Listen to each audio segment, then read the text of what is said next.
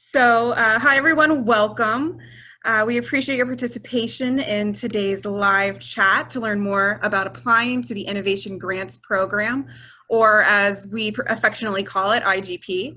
My name is Andrea Wieters. I am the ASAE Research Foundation IGP Manager. Before we begin, I have a few housekeeping items to go over. So I'm just going to move on to our next slide here. So first, at this time, just so you know, all lines are muted. We encourage you to use the raise your hand feature and the chat box at the lower right-hand side of your screen. And we'll then open the call at the end for a Q&A session. Additionally, today's session is being recorded and will be posted to the grant portal site after the call. So today we'll highlight the program's purpose, new additions to the program, the 2021 grant cycle timeline and application process, and we'll introduce you to the 2020 IGP awardees who will share their insider tips and strategies for a successful proposal. You'll have the opportunity to ask any lingering questions at the end of the presentation. And finally, I just want to take a brief moment to introduce you to the IGP volunteer leadership. We have Mark Nelson, who's the Executive Director of Merchant Acquirers Committee. He serves as the IGP Chair. And also Kate Dawkins, who is the Vice President of Volunteer Leadership Development at the Institute of Food Technologists and is the Executive Director of the ITF Foundation, Feeding Tomorrow. She serves as the IGP Vice Chair. We'd also like to send a special thank you to our sponsors, the SunTrust Foundation, or SunTrust Bank, which is now Truist Bank, Atlanta CVB, and Whiteford, Taylor, and Preston. And finally, a special shout out to the IGP Steering Committee members and volunteer reviewers who are on the call today and are unable to make it. Just thank you all so much. Your names are on the screen here. If I have missed you, please email me later, and I apologize, but thank you so much. So I'm going to turn it over to Mark for the rest of the program. Hi, everybody. Thank you very much for joining the call today. The IGP program is really one of the most, I think, fun and interesting, exciting programs within ASAE. Of course, I'm a little biased in that one, but before I really launch in, I again would like to thank everybody for coming today. I'd like to again thank our sponsors, Truist, which was SunTrust, Whiteford, Taylor, and Preston, and the Atlanta CVB. We really couldn't run this program without contributors from them, and of course all our reviewers. I mean, the volunteers who work on this committee are really awesome. I think I've been, Rita and I think we've both been here for what, almost 10 years? I think we're coming up in 10 years for IGP. And the thought and attention from the reviewers, I think in particular, as we go through this review process has always really impressed me. So I want to make sure I again call them out and thank them, because I know a number of them are on the call here today. So as we talk about the IGP, I can't talk today, I apologize. IGP program, if you want to go to the next, there you go. What we're looking to do, or what we're looking to accomplish, is to grow the capacity for innovation within the association community and help share that capacity, or share what we learn in that process throughout the community. And so we're looking for associations to, or looking to help enable associations to explore, implement, learn about innovation. And we recognize that there's no one definition for innovation, that every organization kind of defines it often in their own way. And that's both fine and welcome. And as we kind of go through the process, one of those things which I tend to try to encourage people, that as you're developing a proposal, I think you want to think about what innovation means to you, because then it makes sense. It helps clarify, I think, for the committee as to what that innovation means. So the recipients of the IGP awards will receive funding, obviously, to support their innovation and implement their ideas, and then also to help share what you learn across the association community. So next slide, please. So starting last year, we introduced a theme to the program. And last year, the theme was not required, but it was encouraged. And I think most of the applicants last year actually did touch on the theme or connected to the theme. So this year's theme that the committee selected was innovation for the post-pandemic era. So we're particularly interested in proposals this year that address how do we continue to innovate within the association space, even amidst COVID and all the other ramifications thereof.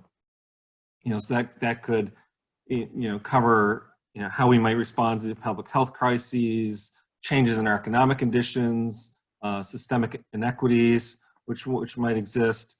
We're really looking for proposals to look at how your associations are looking to innovate or adapt kind of in response to everything that's been going on. Each year, starting with the last year or two, we've kind of linked to Foresight Works. So if you haven't looked at the Foresight Works documents from the ASAE Research Foundation, I really encourage you to do so. They are a fantastic resource. And so this year we're looking again kind of those drivers of change which are in the society and politics area. And as you kind of think about kind of this post-pandemic area, those two sort of fit. How do we respond and help our associations and our members adapt in this new environment? The other slight change this year is we're going to put a little bit more specific emphasis on diversity, equity, and inclusion as as a review criterion. So that has not been a formal review criterion in the past, but this year we will be introducing that as a criterion.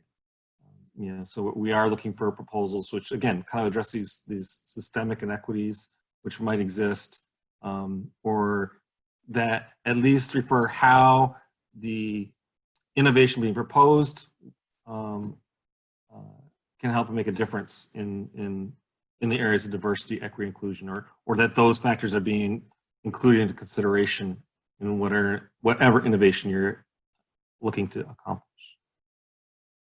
The next slide, please.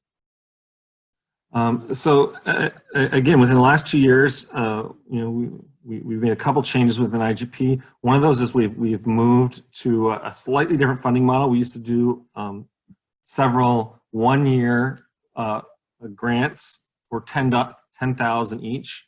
Starting last year, we began to offer a 2-year $30,000 grant in addition to some of the 1-year $10,000 grants. Last year, we didn't require people kind of pick one or the other. This year, you'll be asked to pick one of those two options. So either you're looking at a 1-year project, looking for about $10,000 in funding, or you're looking for a 2-year funding, a project which you're looking at going over 2 years, and that would be for a $30,000 grant. We only give out one $30,000 grant in a year. And I think we give out, is it 2 of the 10,000? I forget where we're at right now, Andrea. We give out 2 1-year 10,000 up to 10,000 and 1 2-year up to 30,000, 15 per year. Thank you. And again, you look at the criteria on the IGP site, we're pretty open to the nature of the project. So those can include, they can be very exploratory, where an organization is really exploring a new business process, a new technology, a new way of doing things, or some other kind of adaptation. There could be implementation programs. So maybe you've already designed an innovation, you've gone through your piloting process, and now you're trying to figure out how do you scale it or how do you implement it.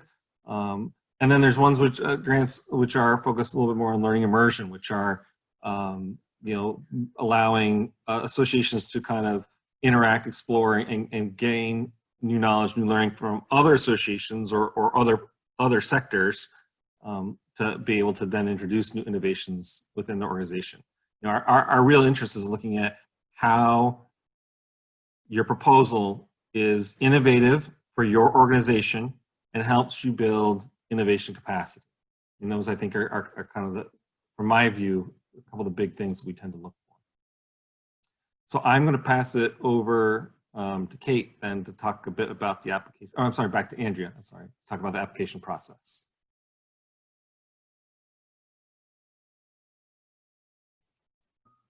All right, there, I'm unmuted. All right, so thanks, Mark. And thanks for putting the questions into the chat box. We'll get to the question from Rosa in just a few minutes near the end. And I'm also typing something, so that'll go up in there as well. So the grant portal we use will look a little something like this. So to begin or resume your IGP application, you'll need to log in using your ASAE username and password. And if you don't have one, no worries, you can create one through this portal itself. And you don't have to be a member to create an application. We do require that somebody in your organization be a member of ASAE.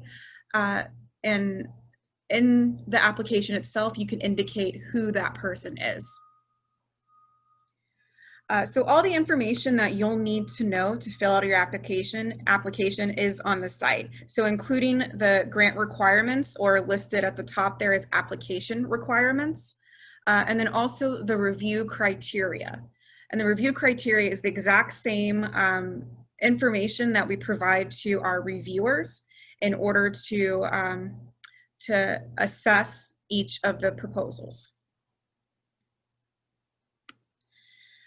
And you can also find this information on the grant portal site as well. So this information is the important dates to remember under the key dates portion, also under the home portion of the online portal. But here's just some key dates that you'll need to know that's coming up. We already had the open call for applications, which was just over a month ago. The letter of intent is due September 1st. And just a note on the letter of intent, it's not a requirement in order for you to submit a letter of intent to apply. And in the letter of intent, you'll send it to either my email address or igp@asaecenter.org. Both of those email addresses will show up at the end of this presentation.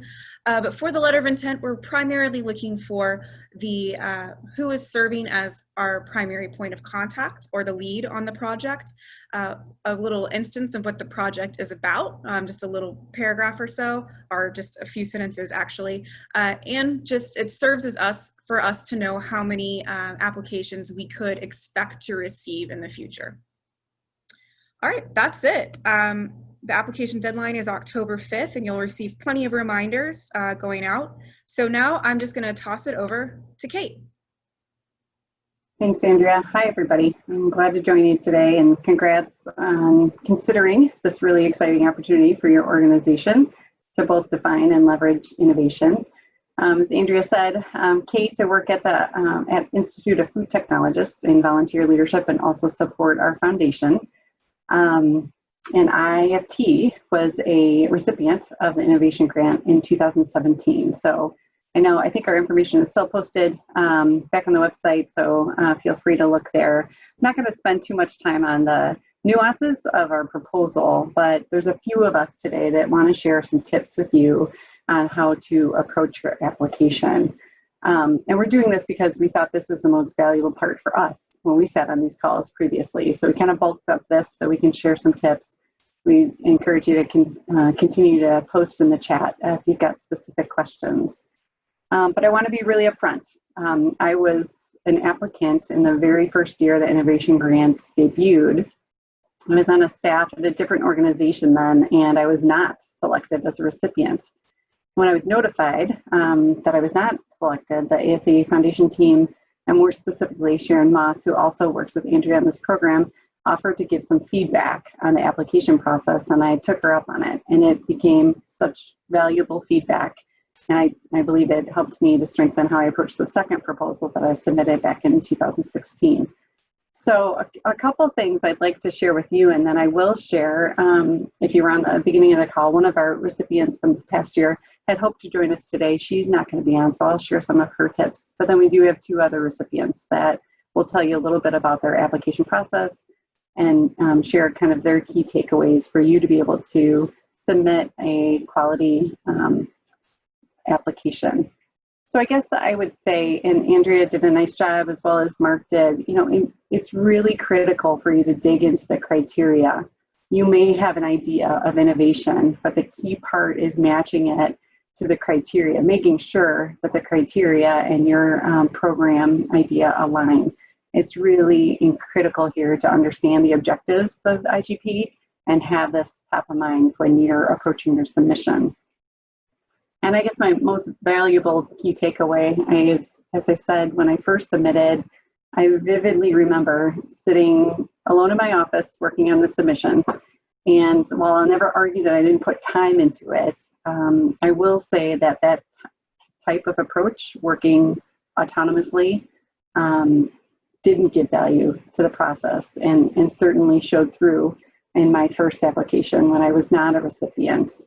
The second time around, based on the feedback that I got from Sharon, we gathered, I was on a new team, and I gathered a bunch of colleagues and actually more critically, volunteers in the process, not necessarily around the submission write-up, but how we were defining innovation for our organization. That was the most critical part and pivot of our discovery process. We had a program in mind, but the criteria of IGP forced us to define what innovation was going to mean to us. And that actually shaped how we thought differently about the future of the project and ultimately how we submitted. So I would offer to you, get really clear on that definition and be able to provide that clearly through your submission. I think that the other part to this was I've got a favorite editor on our staff who I did find out she likes Starbucks, so I was able to give her a couple of Starbucks gift cards because I asked her to review the application, and having somebody outside of the process that was not connected or passionate about the program helped get some clarity and give me some questions to consider. She highlighted different things along the way that just didn't make sense to her. You know, when you're really close to something and you're living and breathing it, it makes complete sense to you, but she looked at it as an outsider, almost as a reviewer, having no knowledge of what we were talking about, and gave some really valuable tips. Not just the grammatical review, although that helps, I will tell you, as a reviewer now, it always is a pleasure to read something that's written well, but really to be able to define innovation and share, paint the picture for reviewers of what the project impact is going to be. So that's some of the tips that I thought would be valuable and that I learned along the way. As I mentioned, one of the recipients, Nicole from Focus, New Jersey, wasn't able to join us today, but she did share a couple things. And again, you'll be able to read about the ins and outs of the program on the website. But her advice was, be sure to clearly articulate the so what, or the why the project is innovative to your organization and to the association community. She offered that it took a good amount of time for her to get into the why of the project and really narrow the scope down. She had wonderful stats about the impact of the project and what it was going to do for their profession, and was able to include that in the submission. So really get clear on the so what and the impact of the submission itself. If you are to be a recipient, what will that do for the future of your association and your profession? So at this time, I'm going to ask Lynette, another recipient, to share some of her thoughts along her journey of the application process and a tip or two to share with you that you can think about as you're preparing your submission. So Lynette. Thank you, Kate. Hi, I'm Lynette Sapay-Watkins. I'm with the PA Foundation, PAs being physician assistants. And we submitted a proposal last year with our parent organization or our sister organization, the American Academy of PAs. The proposal opportunity came about at a great time for us because the AAPA was getting ready to be thinking about its strategic plan for 2021 through 2026. And this gave us an opportunity to take a look at whether or not some concepts that were sort of loosely being discussed within our organization, might we be able to get some funding to identify whether or not this concept, which we thought was pretty innovative, would be something to incorporate into that strategic plan. So as Mark was talking about, when you take a look at what the thematic area is, that was sort of where we started. The thematic area last year was workforce and workplace, and that was the area that our research question was in. And then taking a level down from that, is it going to be into exploration, implementation, or learning immersion? In our case, it was in the exploration phase, or exploration area. So those were the things that we took a look at on the front end. And then the next thing that we did that I would encourage you all to do is really identify, has anybody else already done something that talks about this particular research question that you have, or area? And so we took a look at the literature to identify, was there already something that existed on this particular topic? And in our case, we were looking at innovating and adapting in the area of membership, because we have a very young demographic, and we were trying to identify whether or not some particular tactics might be well suited for a younger demographic of PAs. And so we were looking at, did any research exist in the consumer space? Had ASAE already done any research that talked about younger demographics? And then did we find anything just in general from the community of associations that talked about this particular topic? And when we did that, we found that yes, ASAE had some references to younger demographics in their research, which we took a look at that and incorporated that information not only into our proposal, but also into how we were going to lay out our particular our research. And then we also took a look at what existed in the consumer realm. And so when we did that, we identified a number of different research projects from the consumer side in the area of corporate and social responsibility, because that's the space that we're looking at, is whether or not adopting a social responsibility platform would be a way to grow membership and increase engagement and amplify messaging of members to the association. So we did indeed find some research from the consumer side on whether or not, or how corporations are using corporate and social responsibility, both to engage with consumers as well as with their employees. So we had, took that into consideration as we were building out our proposal.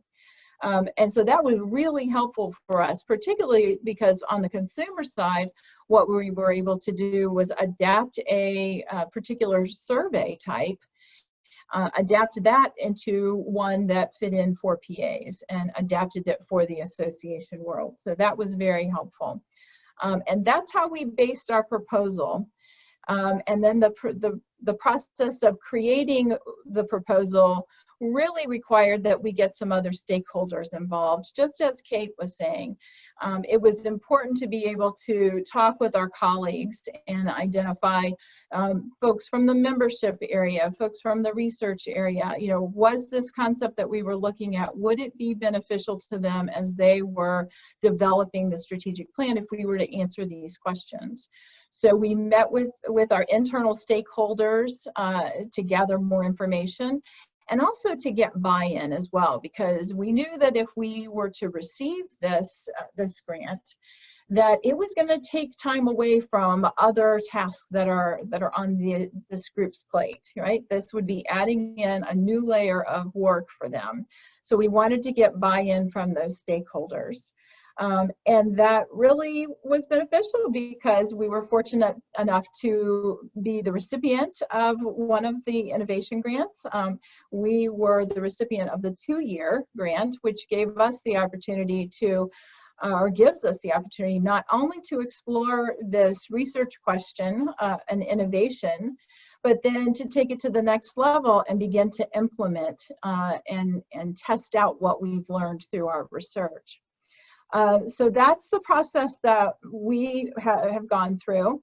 And we're about 2/3 of the way through our initial research. We're doing the analysis right now of the research side of this, and are just so pleased to have been the recipient and to be involved with this program.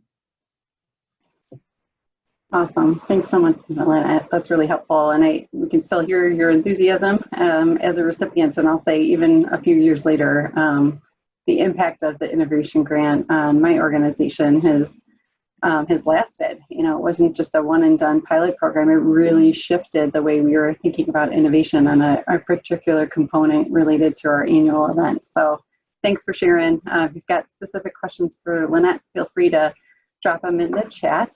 We've got one more recipient that is eager, and we're eager for her to share her application process and also some tips for you as prospective applicants. So Gina, I'll turn the floor to you. Thank you. I'm Gina Cheverine, and I'm with the Greater Cleveland Partnership, which is the Chamber of Commerce here in Northeast Ohio. And first I want to thank ASAE and the Innovation Grant Program because it helped us obviously with the grant itself, which is very generous, but like Kate and like Lynette, it helped us with our project and really forming it and thinking about it in a much more structured way than I think we had before. So just a brief background on our grant. We're the largest chamber in the country, and it allows us to do a lot of unique things with our business members. And one of those is a division called our Equity and Inclusion Division. And so we provide services and programs and events that share best practices in the diversity, equity, and inclusion space. And so we've been doing that for about 20 years, but it's always been external facing. What we hadn't done is really take a deep dive look at, so what are we doing internally with our organization? Which, you know, seems crazy, like why hadn't you ever started there? But I think that's with a lot of organizations, whatever it is, the service that they provide, they may not have kind of turned the lens internally and looked at how they're doing. And so this is allowing us to do that in a much more structured way and a thoughtful way. The grant is helping us to do that. So we had gone through, previous to the grant, an assessment process with a consultant and helping us to put together a plan to help us become a more racially equitable organization. And so we really were thankful to get the money to help with the implementation of our project. And through even the process of applying, and I liked what was said before, the discovery process that happened from applying. And that's a great way to put it because even without the money, it really helped us put together a much more thoughtful plan. And I'd encourage you to think of it in that way. So I'm going to talk just briefly on the applicability to other associations and other organizations as they look internally at whatever it is that they're exploring. And for us, in this case, was looking at diversity, equity, and inclusion. And that question alone really helped us start at the beginning, thinking about how we might help inform others. And we were able to weave that in now throughout our program as we go forward. And so some of the things we've thought about as we answered that question is, you know, what are some channels that we might be able to push out this information to others? And so there's a association of chambers. And so we've been relying on them as we have learnings and takeaways. We've been asking them to push those out to the rest of the chamber world. And we've also done that on an informal basis. And so as our story gets out into the chamber world, we've been getting calls from other chambers. And so it's been this really great ripple effect of the learning that we're having And I think, you know, this is part of the innovation process, but also part of the key learning that I think ASAE is wanting us to do is take what we learn and really help other organizations with that, what they may consider innovative. And so we're doing a lot more tracking, the number of chambers who have reached out to us, but also on our milestones that we're reaching, and putting together some specific measures so that we can report back to the Innovation Grant Program. And so the other thing I'll say about the innovation piece is we knew that we had something unique, but this helped us articulate it and really say, what are those components that is making this innovative? And so we were taking 4 different philosophies and theories in organization development, and we were able to tie those together and make a more comprehensive program. So as we did that, we thought, wow, I don't know that any other organizations are doing that. And it kind of was this light bulb of the innovation that we had, this innovative program that we had put together, because we know that some organizations might use one of those theories or concepts, some may use another one. We've brought together those 4, but again, going through the process helped us see this is something that we think we might be able to take to others and help them learn. So again, I think I've repeated that, but even, you know, just answering that, how do we transfer the knowledge? Because I think that really is the underpinning and hope of ASAE, is that we can help each other and help our associations do their work better. So ours was focused on the workplace and making our workplace more inclusive, more equitable, and trying to help others to do the same. So I think I covered all of my points and things that we got out of the application process. Great. Thanks so much, Gina. I appreciate it. And hopefully everybody that's on the call, the insight about the process that we took, each of us along the application process gave some insights. I think all of us talked at length and deeply about the innovation part, about defining that for your organization and why it is innovative for your organization. So we're excited to be able to have shared that with you. Want to be able to hand this back to Mark, but I know there's some time should you have specific questions about anything that we covered today.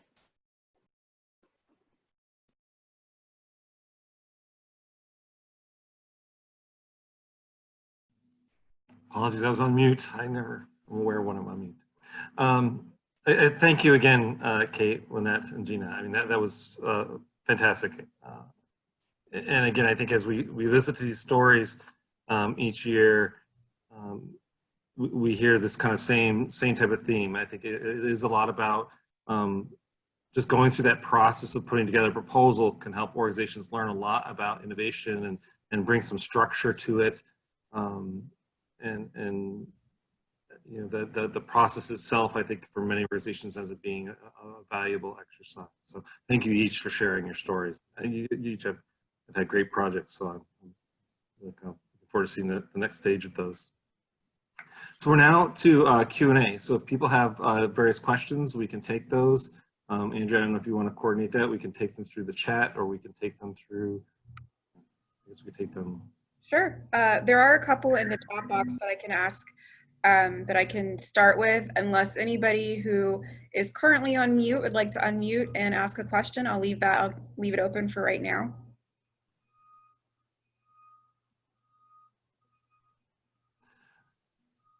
I just see there's a question there about this particular funding could be on the impact of COVID-19 on organizations' members and the work that they do. Others in the committee, please feel free to jump in as well.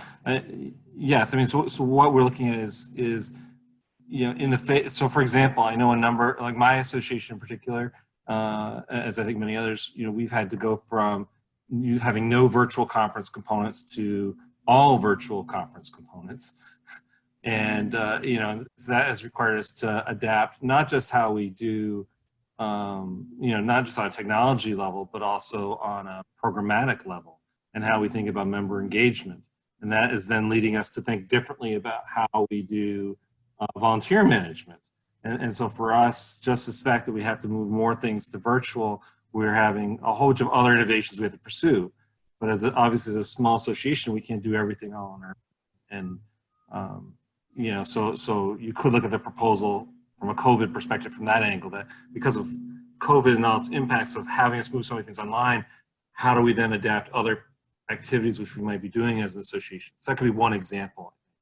So it's not, again, we tend to be very open in terms of the range of innovations. It's really about what does innovation mean to you and your organization? If that means helping your members innovate, then that's good. If it means helping yourself, your own organization innovate internally, that's good too. I mean, we've had, I think, winning proposals over the years in many, many different categories like that. So there's not a constraint of that nature. Mark, we have a question. If you could just provide some context behind how many applications we've typically received throughout this, the 10 years or so, plus years. Yeah, in any given year, if I recall correctly, they seem to range between about 30, 35 up to, I think, 80 or so. And you know, in any given year, it's a little hard. It seems a little hard to predict exactly where it will fall. But we seem to be mostly in that range of about, say, 35 to 80. Does that sound right, Rita? I think that's what I recall. She's nodding, so. I'm on mute as well. Yeah, that's about the range. And some years where we've expected quite a bit, you know, we were surprised at our numbers. So we never really know till we get them. So one thing that was brought up was the theme includes health considerations, economic contraction, and social inequalities. Is that truly an and, or is it an or? It's an or. It's an or, definitely an or. And or. So I'll add the /or to that on anything that's out there. Thank you. But yes, so Hillary has a question, and I don't want to point you specifically out, Hillary, if you don't want to share what your statement means further. But just wondering, found herself wondering what we want to talk about in each of the areas of the application. Do you have any, Hillary? Do you have any further questions related to that, or any thoughts related to what you add in each area of the application? Well, I guess I was hoping that we might be able to maybe even see a previous application so we get a sense of just what you was talking about in terms of organizational culture or practicality and viability. I noticed there's two different areas to talk about that, and relevance and supplemental. So in prior years, when we would go through this call, we would go through each individual criterion. And I think we've set the form now, so it actually gives at least a little narrative as to what we're looking for within each category, so to try to provide a little bit more clarity there. Usually I've had the form in front of me in order, I'm visual, so. I did have to go just open it. Yeah, and I apologize, I don't have it open in front of me, I ought to. Certainly, you know, if there's particular questions around an individual section, I'd be willing to try to help answer that by email or something like that. Okay. This call. You know, or if you're working a section you don't quite understand what the criteria are, I could try to help clarify some of that. Okay. All right. Thank you. And just to further the point, hopefully you're able to see the Innovation Grants Program page on my on my website. So this is under the review criteria. These are all the different areas that the reviewers look at. And so the questions to consider under each section may be helpful as you're contemplating what to put on there. So I would again look at those and then do not hesitate to reach out to me or to Mark or anybody to see, have you answered these questions, or what we're thinking of looking for. Does this fit? We're always happy to help, and especially me, since I am not a reviewer. I want everyone to win, so I'm there. I'm there to help whenever you need me. All right, so we have another question. Would an innovation project in one sector be considered, even if it may not be considered innovative in other sectors or other sectors of society? I'll answer that one. My sense is yes. I mean, there have been a number of times over the years where we've had a proposal where, you know, when we get into the reviewer sessions, you know, someone will say, well, you know, hey, we've seen this elsewhere. Other organizations are doing this, but it always comes back to, well, you know, if the organization has made a good case as to, well, why is this an innovation for them? You know, so if it's never been introduced within your sector or never introduced within your area, that's a good innovation. You know, I mean, part of innovation happens by looking at, you know, what happened elsewhere and trying to bring it into a new area or a new sector. So that's totally acceptable. Oh, and so if any of the, thanks, Mark, and then just if Gina or Lynette, if with your permission, and I can connect with you afterwards, if we're able to share yours as an example of an application, just let me know, or we can mock one up, or maybe I can twist Kate's arm and see if that's a possibility too. So those are other options that we can try to share with you to show that in that case. So thank you. So one question is, and I can help answer this one, Mark, if you're unable to. So if we're submitting an application in partnership with other organizations, should one person be the primary contact or the project leader, or should all three be partners, equal partners, and be a key contact in each organization? And do all three organizations need to be ASAE members? And I would say that the application process requires you to have one person serve as the kind of leader of the application. So that would be who we would designate as our primary contact of the application. And you can connect others to your application to help to collaborate on it. ASAE does only award funding to one organization. So hopefully what we request is that the organization receiving funding does have the ASAE member on it. And if I'm mischaracterizing that, I'll follow up in another email with more information, but I believe that to be the case. Okay. All right, so who is the intended group to be impacted? Our association members, other associations? All of the above? No.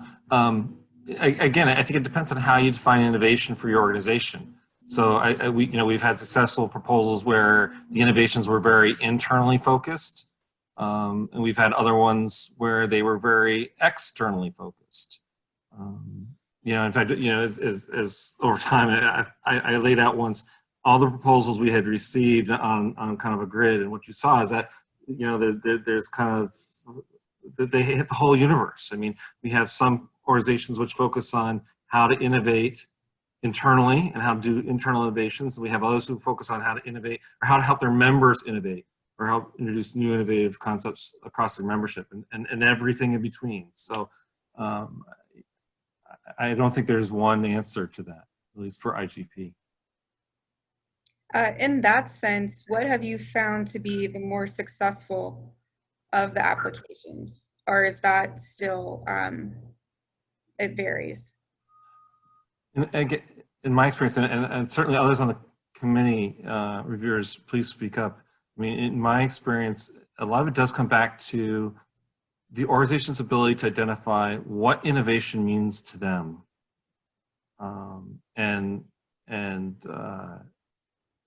Because then we look at that project within the context of what innovation means to them. And so the clearer you are about what does innovation mean to you and your organization, And so if that means it's internally focused or externally focused, either one is fine. And again, I don't think I've ever seen a real difference in a proposal being more or less successful based on whether it was internally or externally focused. I don't think I've noticed a difference there. It really is in how well an association articulates what does innovation mean to them, or why is this particular project innovative from their perspective. And I'll throw out one from one of our colleagues in the committee who often says, just using the word innovative many times in many sentences does not make the project innovative. So, if she was So here, would you challenge them to take out the word innovative and use it something else? Or I'm kind of interested in that train of thought. I don't know about that. We had a period of about 2 years where it seemed like every proposal, every other word was the word innovate and innovative, and without actually explaining what that meant to them. And that's why we've gotten a little bit more clear on, we want the associations to articulate what does innovation mean to them. Because it could be something that's not all that earth-shattering as a project for other sectors, but could be really different for your organization. Mm-hmm. And we wanted to be able to welcome those kinds of innovations, but Right, I think that is an innovation for you. Yeah, I would add, Mark, too. I mean, just Gina and Lynette walking us through a little bit, painting the picture today of why it was innovative for their organization. I'm not a chamber like Gina's group is, but I understood just within the 5 minutes of her explanation why it was impactful, and that they've done this work externally, but here's why they wanted to do it internally. That's I think what's so helpful. Make Right. no assumptions that the people on the other end of that submission know your organization and are close to it. That's why I've emphasized the idea of having somebody that's kind of naive to your project, external, take a look at it before you submit. Because innovation does mean so many different things. That's what we're after. We're after understanding what innovation means to different associations, so we can hold those up and share those across the association space. So I agree. I like the challenge, Andrea. Pull that word out. I don't know. We'll see if anybody can pull that off. But defining it and being able to really understand it, getting clear on that before you even start writing. And give some confidence. If you haven't spent a ton of time with the criteria, just read and review that on the website.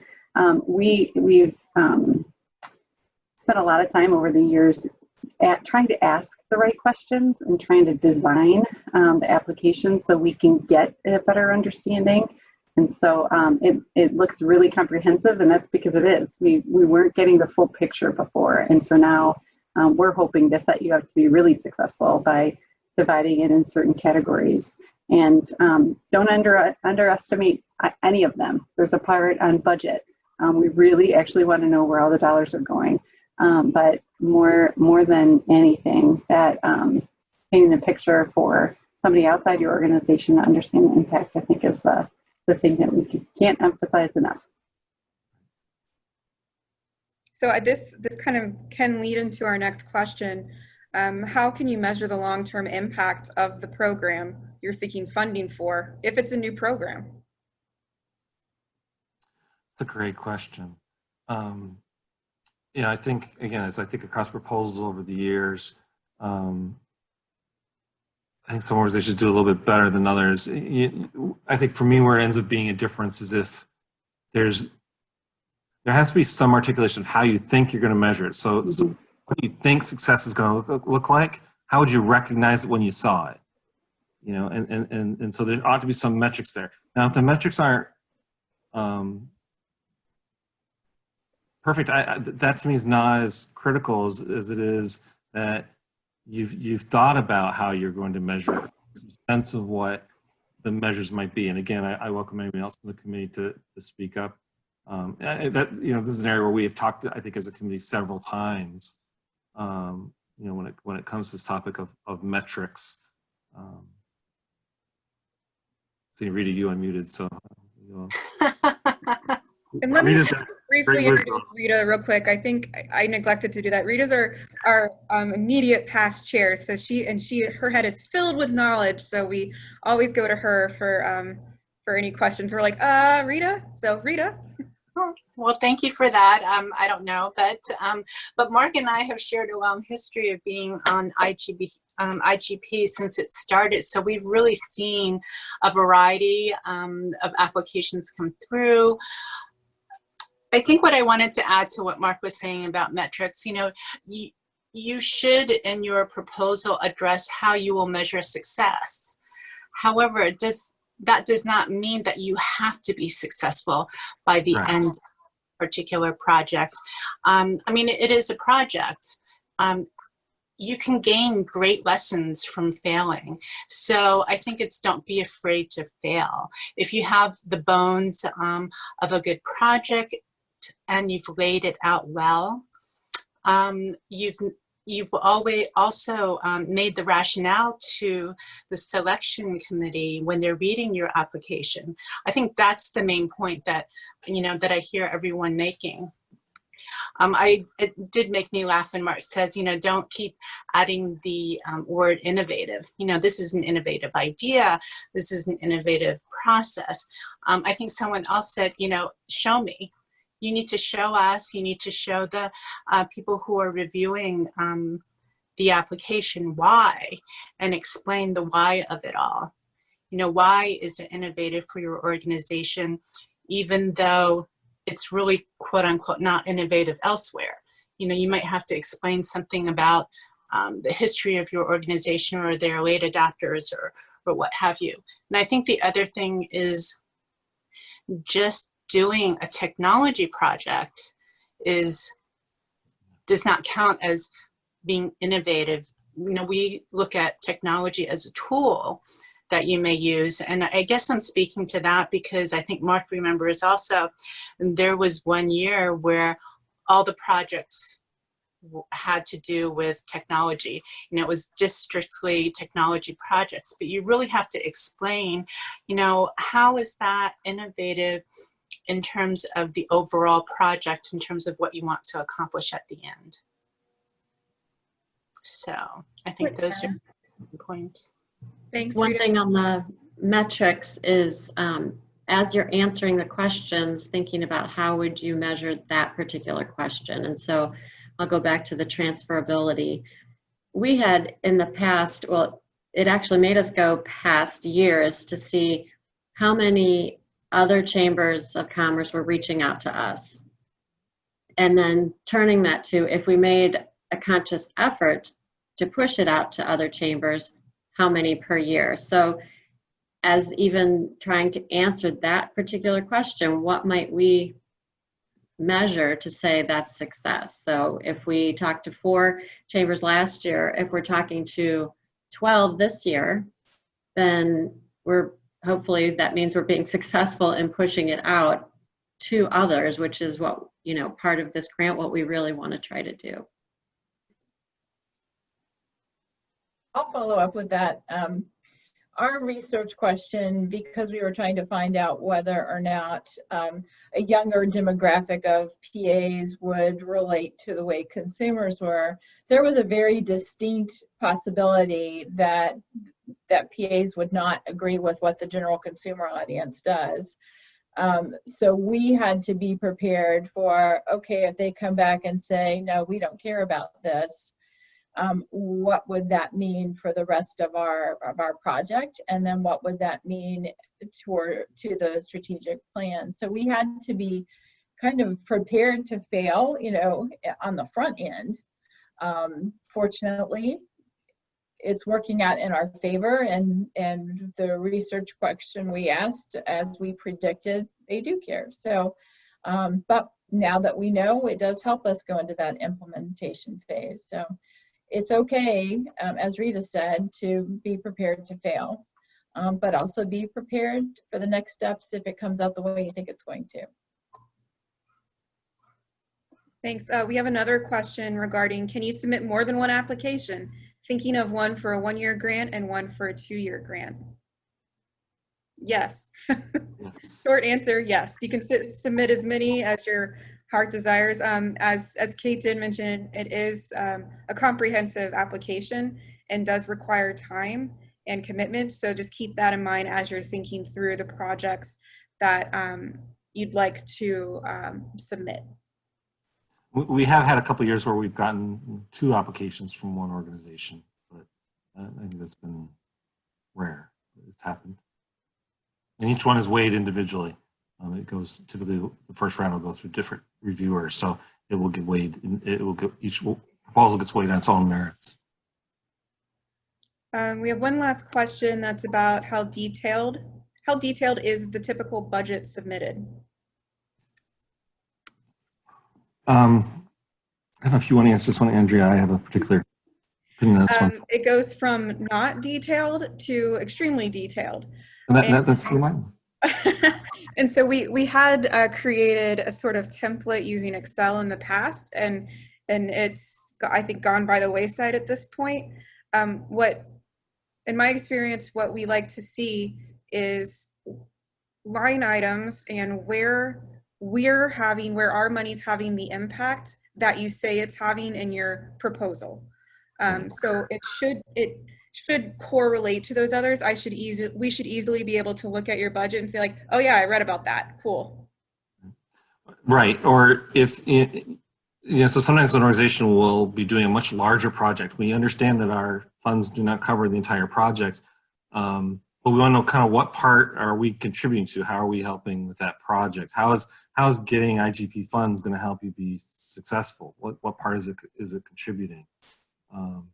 So because sometimes there'll be a question if they talk about just the IGP piece and don't acknowledge the fact that there's these other funds which are going towards the project, then we say, well, how are you actually executing this whole project? Because this is only going to cover this little piece of it. What else are you doing? So we do want to understand kind of what role this budget plays within your project. Now, this budget may be covering the entire project. That works well too. I mean, again, we've had recipients on both ends of the spectrum. I think for us, from a budget perspective, we just want to understand how you expect that the IGP money is going to help you with that innovation project, and how are you expecting to apply that fund. So I don't know that we need to have, we spent $1.25 on tape and things like that to that level of detail, but we do want to have a good sense of where it's generally intended to go. But that's acceptable too. So that's, well, yes. Yeah. I think we have 1 minute left, and I have no more questions in the chat box other than there are no requirements regarding C3 versus C6. We realize associations come in many different forms, and we want that to be representative in our applications. So Mark, the only thing I have left to say is thank you all for being here, and just once again wanted to give a shout out to our sponsors. I know Eileen Johnson from Whiteford Taylor Preston was on earlier, and I believe Holly Shelton from Truist Bank, which is also, that was formerly SunTrust Bank, is on by phone. And then also thank you to all of the steering committee members and any of our ad hoc reviewers that are on. Mark, Kate, Rita? Thank you all. Thank you for coming. I hope this was helpful for everybody. Yeah, glad to hear it was helpful. Best of luck to everybody. Bye. Thanks. And thanks to Lynette and Gina. Thank you. Thanks, Andrea. Bye-bye.